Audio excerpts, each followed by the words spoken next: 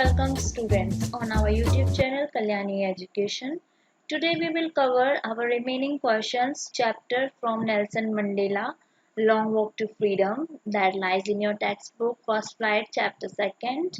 Today we will discuss last few oral comprehension check questions and thinking about the explanation question. So then must subscribe the channel and press the bell icon.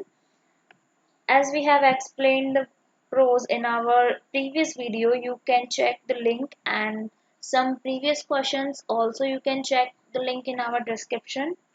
Let's start the video. Oral comprehension check third. Question number first है What twin obligation does Mandela mention? वो क्या दो obligations हैं जो Mandela ने mention की हैं? So first Mandela mentioned that every man has twin obligations.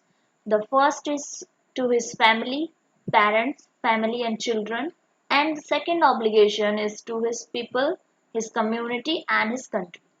तो मंडेला ने कहा है कि हर पर्सन के अंदर टू ऑब्लिगेशंस हैं, एक उसकी फैमिली, पेरेंट्स, वाइफ, चिल्ड्रन के लिए होती हैं, तो वहीं दूसरी जो ऑब्लिगेशन है वो उसके पीपल, कम्युनिटी एंड कंट्री के लिए है. Second question है What did being free man to Mandela as a boy and as a student, how does he contrast these transitory freedom with the basic and honorable freedoms?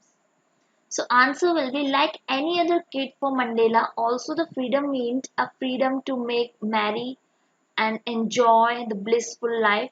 हर एक person की तरह, एक kid की तरह Mandela की भी ये बहुत ज़्यादा विश थी कि वो भी एक है अच्छी लाइफ एंजॉय करें, ब्लिसफुल लाइफ एंजॉय करें, मैरी करें. Once anybody become an adult, then antics the childhood looked like transitory because most of the childish activity is wasteful from an adult's perspective. अब जब हम एडल्ट हो गए तो हमारी कई सारी जो चाइल्डिश एक्टिविटीज थी वो हमें वास्टफुल लगने लगी हैं.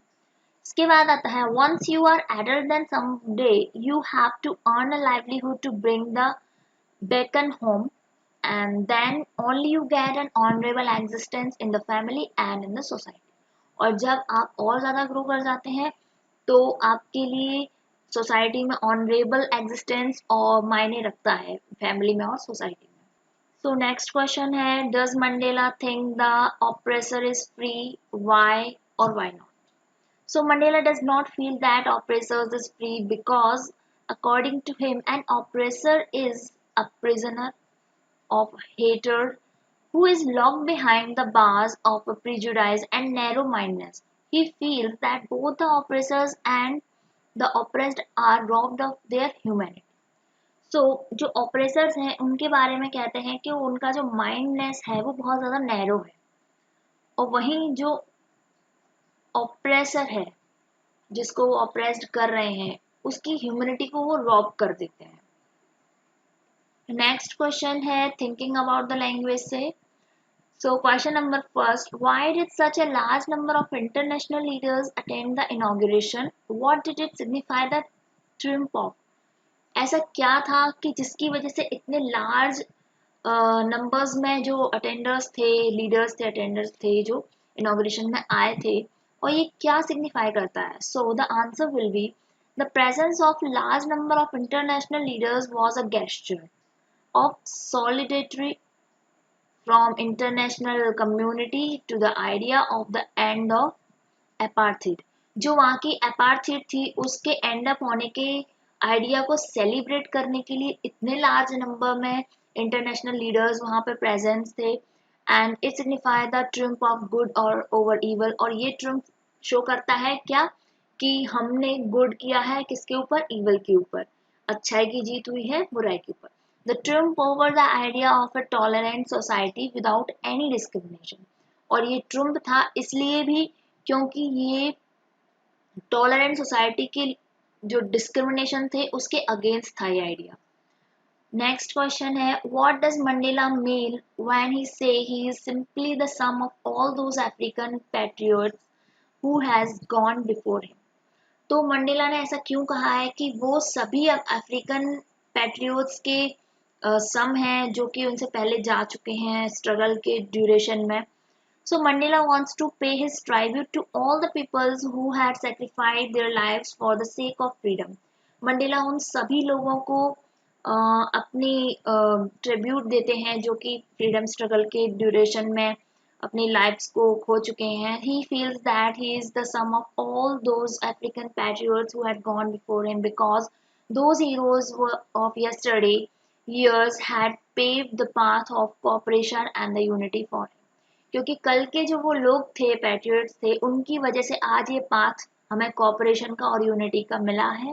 इसके बाद therefore he got the support of his people to be able to become the power to bring equality for his own people. और उन्हीं लोगों के सपोर्ट की वजह से आज ये जो पावर ऑफ इक्वालिटी है जो उनके लोगों में आई है वो सब उन्हीं का सपोर्ट है. इसीलिए उनको ट्राइब्यूट देने के लिए मंडेला ने ऐसा कहा है. नेक्स्ट क्वेश्चन है would you agree that the depth of operation create heights of character? How does Mandela illustrate this? Can you add your own examples to this argument? इसमें पूछते हैं कि जो डेप्थ ऑफ ऑपरेशन है और height of character है उनको क्या आप उनसे एग्री करते हैं या हाउ डज मंडेला जो थे उन्होंने इलिस्ट्रेट किया था इसको. Can you add your examples. हमारे एग्जाम्पल्स भी हमें ऐड करने हैं इसमें. So yes I agree. हम एग्री करते हैं कि वहां पर ऑपरेशन बहुत ज्यादा था. Nelson Mandela illustrate this by giving examples of a great heroes of South Africa who sacrificed their lives in the long freedom of struggle. तो जो नेल्सन मंडेला हैं वो उन हीरोज को जिन्होंने अपनी लाइफ सेक्रीफाइस कर ली थी स्ट्रगल के लिए उनको इलिस्ट्रेट करते हैं एक एग्जांपल देते हुए. India is full of such examples. कहते हैं इंडिया इसका फुल ऑफ एग्जांपल है. During our freedom struggle there was a galaxy of leaders of a great characters. क्योंकि हम अगर एग्जांपल देखें तो हमारे इंडिया में भी जब फ्रीडम स्ट्रगल था उस टाइम पे गैलेक्सी ऑफ लीडर्स थी. बहुत सारे ग्रेट कैरेक्टर्स हमारे सराउंडिंग में थे. Probably the operation of a British rule created so many men of such character. जो ऑपरेशन था ब्रिटिश रूल का उसी की वजह से ऐसे कैरेक्टर्स रेज हुए थे. And if we compare this with the quality of a political leaders India is having today, then Nelson Mandela seems to be absolutely. तो जब हम अपना इंडिया का एग्जाम्पल देखते हैं तो लगता है कि नेल्सन मंडेला ने जो कहा है वो बहुत सही है क्योंकि हम सब वो चीज फेस कर चुके हैं. इसके बाद क्वेश्चन नंबर 4 है how did Mandela's understanding of freedom change with age and experience.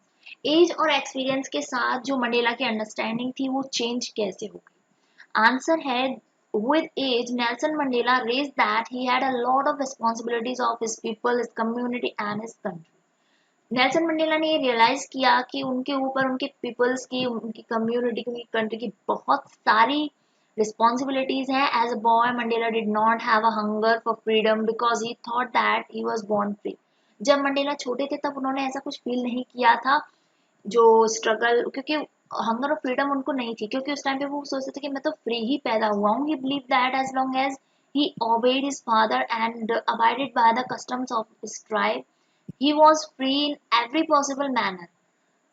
तो ये उन्होंने तब जाना जब उन्होंने अपने पापा की बातें मानी या उनके जो सोसाइटी के कस्टम्स थे उनको फॉलो किया. तब उनको रियलाइज हुआ that I am not free. He had certain needs as a teenager and certain needs as a young man. उनके अंदर भी एक टीनेजर और एक यंग मैन की कुछ नीड्स थी. Gradually he realized that he was selfish during his boyhood and he slowly understand that it is not just his freedom that is being curtailed. फिर जब वो ग्रो अप हुए तो उन्हें धीरे धीरे ग्रेजुअली उनको रियलाइज होता है कि वो अपने चाइल्डहुड के टाइम पे काफी ज्यादा सेल्फिश थे और स्लोली उनको समझ में आने लगा उनको अंडरस्टैंड हुआ कि freedom is that is being curtailed but the freedom of all blacks. ना केवल उनकी फ्रीडम को कर्टेल किया बल्कि सभी ब्लैक पीपल्स की फ्रीडम कर्टेल्ड है. It is after attaining this understanding that he develop a hunger for the freedom of his people.